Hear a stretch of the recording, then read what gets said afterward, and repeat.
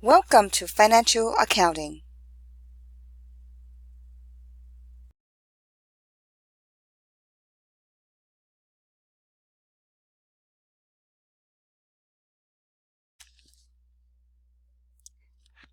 Hello. Stockholders equity is our emphasis today.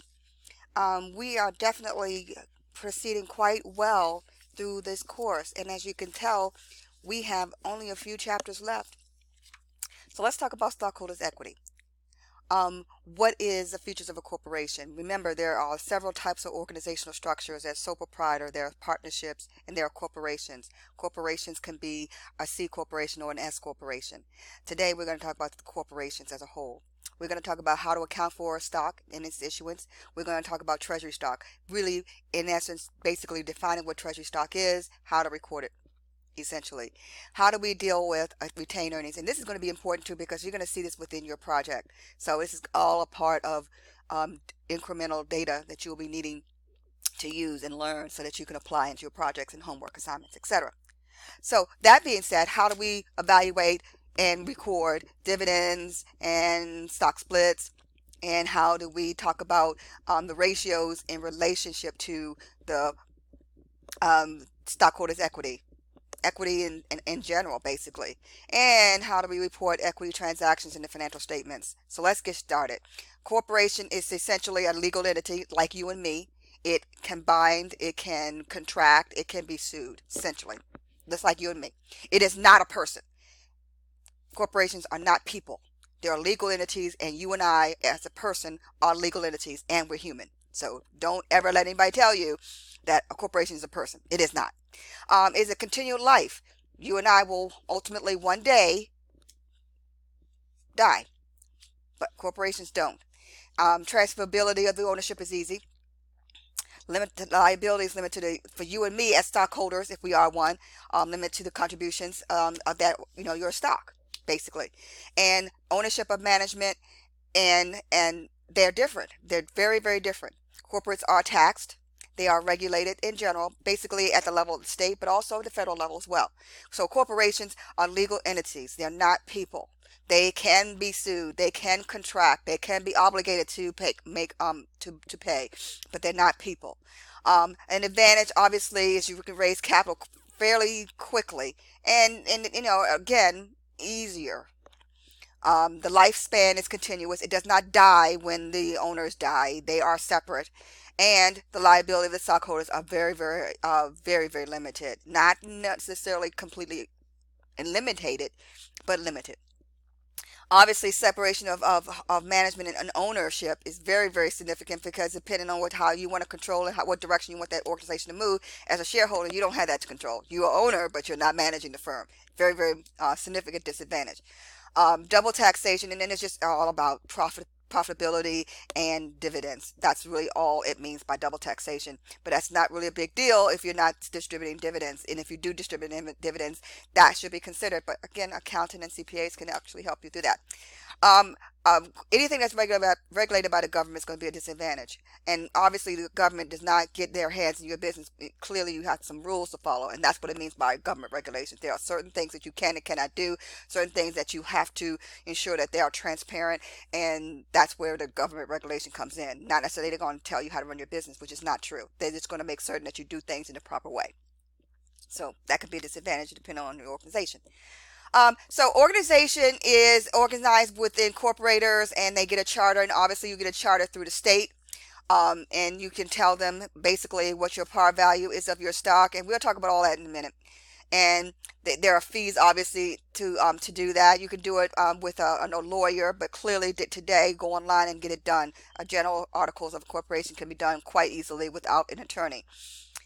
You get to set the bylaws, and again, it's all about the organization being separate from the people, and that's what make a corporation. The owners of the organization, we come together. We want to earn a profit, but we want some legal shielding from obligations of that company, of what that company can and will do. So they have stockholders, and these individuals are going to be common stockholders because they own the company, they run the company, and they make decisions. Not preferred shareholders. Okay, it's very, very important, the difference between the two. The board of directors and the board obviously select a chairperson or a chairman of the board, CEO, CFO, etc. And this is not necessarily fixed in stone. There are some graduations because sometimes the chairman of the board and the CFO or the president are the same. It depends on really the organization. I mean, obviously, big five firms like the accounting firms and other organizations that are corporate entities may have a level or nomenclature is a little bit different, but essentially, this is the structure you will more likely see. And again, CFOs, VPs of operating and sales may not necessarily be in that organization. They may collapse it into 2 or 3 different VPs. But again, this is a very, very structured and a very, very common template of what a corporation would look like, particularly a C corporation. Shareholders vote. They basically own the corporation. They have right to receive their share, proportionate, their share of dividends. They have right to liquidate their shares, sell it, and they have the right to ownership, to maintain their proportionate ownership for it. And this is important when the preemptive right means that if they were to dilute their shares, meaning to split their shares, they cannot dilute the ownership, the current ownership. That means they have to maintain their same proportionate share. Preemptive right, and it's very important, and that's what the shareholder or stockholders have. Paid-in capital is going to be the amount the equity contribute to the organization. It's going to also include their retained earnings, and this is generally the composition of the equity section of the balance sheet. You'll also see common stock too. So you paid-in capital, you'll see retained earnings, and you'll see common stock, which would be your equity section. And this is just a general look at a stock certificate. Generally speaking, when you and I purchase stocks, we usually purchase it through an agent, and it's also purchased online, and we normally do not get a stock certificate. I mean, I'm not saying that these are outdated, but in the world of technology and online transactions, rarely do they actually mail out the stock certificate unless you ask them to do so. I have stocks with IBM and with Home Depot, and I have yet to ask for a stock certificate because I know I own the stock and I know how much I own, and I work through a transfer agent, so I really don't get it, but you can if requested. And that is your methodology, because if you look at a literal stock certificate, you turn it over, it's like a check. It really is. It has some information that allow you to transfer the ownership from yourself to somebody else for compensation. So it's important to have one, but I wouldn't have one if I'm not willing to sell it. And this document can be transferred. It's like a check. You have to be very, very careful. If someone gets hold of your stock certificate, they can actually transfer the ownership from you to someone else. And that's not a thing that you want to do. So you need to make certain, if you do have a certificate like this, that you protect it and keep it safe, because it is a transfer. It's like a check. You can actually transfer ownership. So common stock is one class of stock, and preferred stock. Obviously, the basic form of stock, they are true owners of the organization. They have preemptive rights, and we already talked about those in the end, and they have the most benefit when the company does well. Obviously, preferred stock, they receive the dividends first, but they pay more for the stock, so their stock is far more expensive. They receive assets first in liquidation, and they have some rights. But generally speaking, most organizations, IBM, Home Depot, and others, they may have different classes of common stock, but in the end, very few may have preferred stock. So here are some of the things that distinguish the comparison between the stock and dividends. Obviously, dividends, the obligation to repay principal doesn't exist for common stock or preferred because it's not a debt, but you have to pay that back. Dividends are not deductible either way, but the interest, if you have a long-term debt, is. So knowing the difference between an equity instrument and a debt instrument is key, and this particular exhibit really does bring it out well.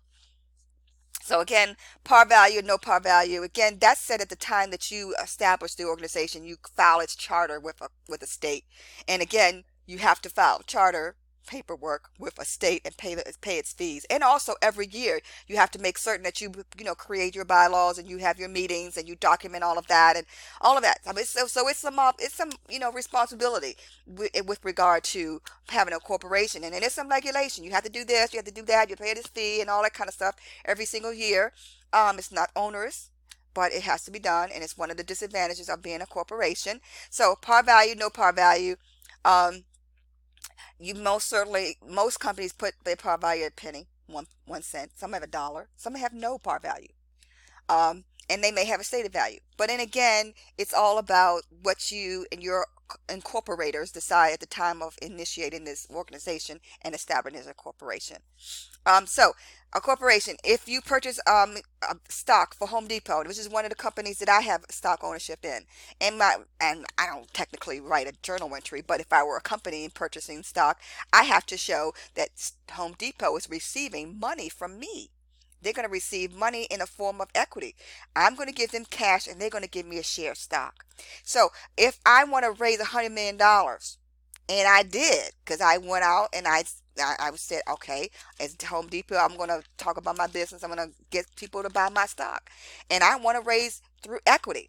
And again, organizations use two types of ways to raise money outside of revenues that they generate. How do we raise money? If we exclude revenues from our services or products, how do we do it? We do it through the selling of stock or the issuing of stock. So the main point I want to make with this is organizations have several ways that they can raise money. Obviously, they can incur debt, and there's nothing wrong with that. And sometimes they do both. But it's a very, very serious contemplation when you decide to give up ownership of your organizations versus incurring debt. And there are advantages and disadvantages to either one. And we're going to talk about, in the chapter, I think it's chapter 9, it talks about debt as a means of raising significant amount of money through bonds. But we're not going to talk about that right now. We're going to talk about how equity is used to raise money. And again, it's all about the organization's objectives and what they're trying to accomplish, why they're trying to accomplish it, and the best way to accomplish that. And in this case, they decide they're going to issue stock. They're going to raise money through equity. Raising money through equity. That means that instead of having to pay back the money they're given, that individuals or institutions will have a proportionate share, ownership stake in that organization. And again, there's no wrong or right. It's whether how the organization decides to move what direction they want to go in. And using equity as a way of raising money is extremely legitimate and one of few ways to raise a significant amount of money very quickly. So if they want to raise $100 million and their price of their shares is $10, again, how do we record the entry? We're going to record it by taking $10 a share by the number of shares that they actually have sold. And that's going to be the money that they get. So they're going to increase their asset called cash. They're going to also increase the equity of $100 million. And again, it doesn't matter what the dollar amount is. The main thing is if you are going to record your transaction, you're going to make certain that you are clear. I am increasing my cash. I'm raising money. That's why I'm doing it. And I'm going to increase the equity. That means there are going to be more people who are going to have a little piece of my pie, essentially. Now let's assume that it has a par value of 5 cents. The same amount of money that is going to be raised, but this time we're going to add a little complication. We're going to say the par value is 5 cents a share. So how does the entry change? Well, first we want to make certain we're going to take the number of shares that they were selling by the par value. And that number is going to be our common stock.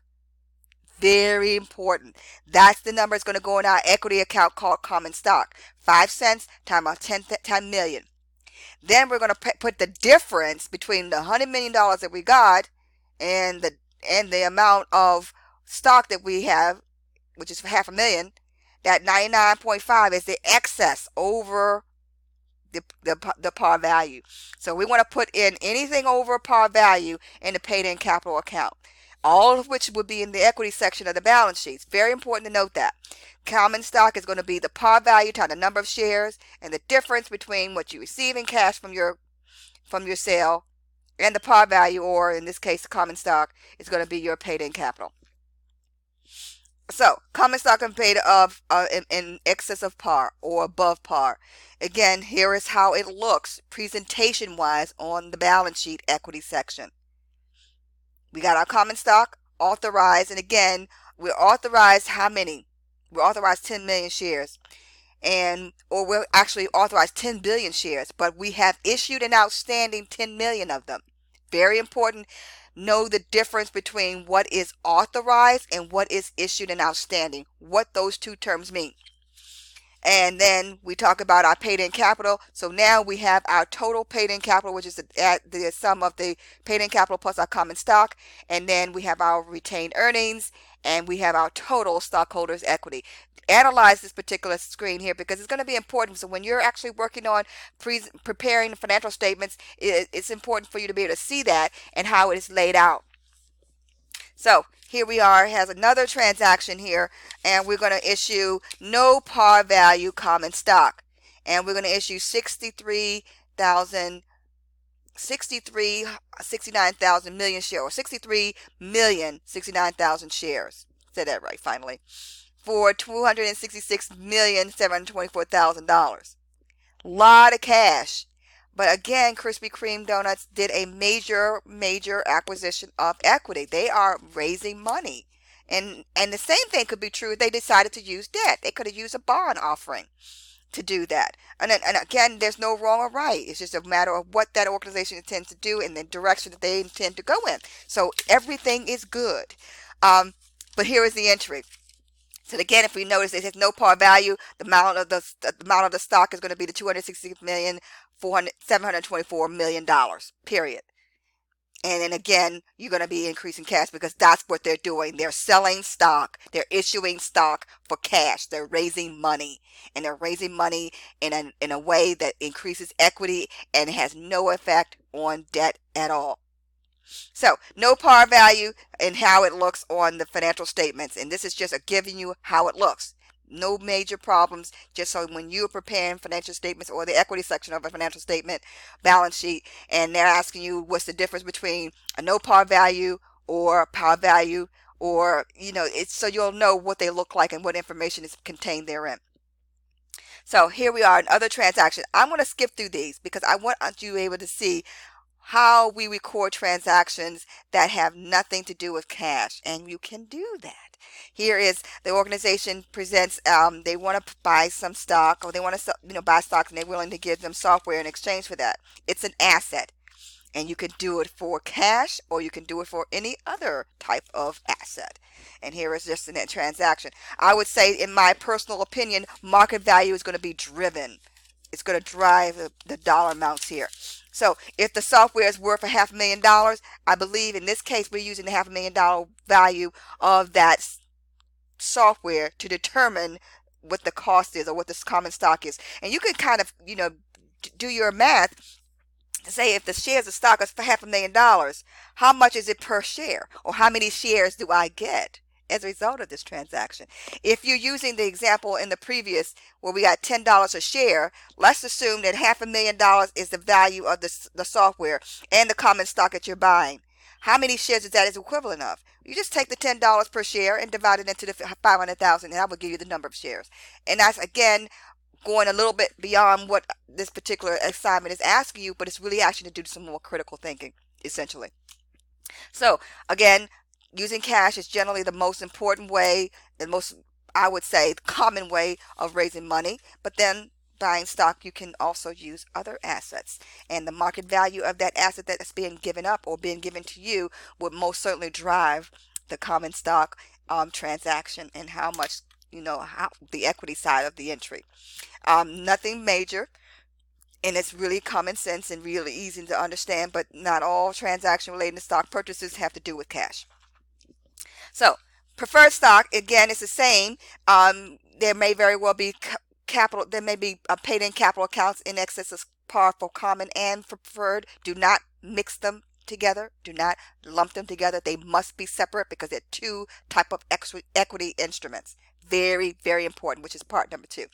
And they also can be issued with a conversion feature. What does that mean? If you have preferred stock, or if you have a bond, and you have a bond that you have actually issued debt, I'm going to pay you back. I want to raise money using debt, or I want to raise money using preferred stock. And I'm going to add a little twist to it. I'm going to say, oh yeah, by the way, if you buy my preferred stock, or if you buy my debt, I'm going to allow you within a certain amount of time to convert it to equity. And that is called the conversion feature. And again, it is all stipulated in a contract. It is a legal document, and it has its sets of rules, which we will not talk about in this course, but you need to know that preferred stock is expensive for a reason. And we talked about it. Why is it more expensive? Because it gives you some features. It gives you preference over a lot of things, and it allows you to be able to convert it to common shares if you choose. Or in the case of debt instruments, if you want to entice someone to buy your bond, you can allow in your debt instrument an item to say, well, if you want to convert it, you have 2 years to do it. And you do it within that 2 years, you can convert your debt to X amount of shares of stock. And that is an extremely valuable caveat. So, giving you that information, here is a convertible preferred stock, $1 per par, $50,000 issued. So we're going to get the cash. And we are going to say convertible for preferred stock. If it were a normal preferred stock, it should note that. It should say preferred stock, period. But if it's convertible, you need to be very clear when we classify and we're recording transactions and someone else is looking at our financial statements. We need to be clear. If this is not a preferred, this is just not a standard preferred stock issuance. This is a convertible. This means that this stock can be converted at the discretion of either party. And again, it's all in a legal document. So that means it could be at your discretion as the purchaser of this preferred stock, or it could be at the discretion of the organization. At the end of the day, it's going to always be at the discretion of the buyer. In most cases, it's at your discretion to convert it. But again, the main point I'm making here is it must be clear when the transaction is recorded that it is a convertible transaction. It has to be clear, and you need to use the accounting nomenclature to ensure that users are the face of your financial statements. When they look at the face of it, meaning the balance sheet, assets, liabilities, and equity, they know on inspection that that particular preferred stock is convertible. And you need to disclose that also in your notes, which we will talk about in a later chapter. Again, what is authorized, what is issued, what is outstanding? Here are these terminology that I just think we have been talking about in the past, should have been noted in the beginning of the chapter, but nevertheless, know what these terms mean, know how to apply them. Nothing very difficult. It's just the main point is authorized is a different terminology, means something completely different than outstanding and issued. And what is a treasury share? What a treasury share is when I have stock and I issue them out to the individuals, but I buy them back. That means that they're mine. They're not subject to dividends. They're not to be, and they are actually disclosed and recorded differently and shown differently on the financial statement. So let's talk about treasury shares. When we buy back our own stock, so we issued it and we later acquired, and that is very, very different from just issuing the stock.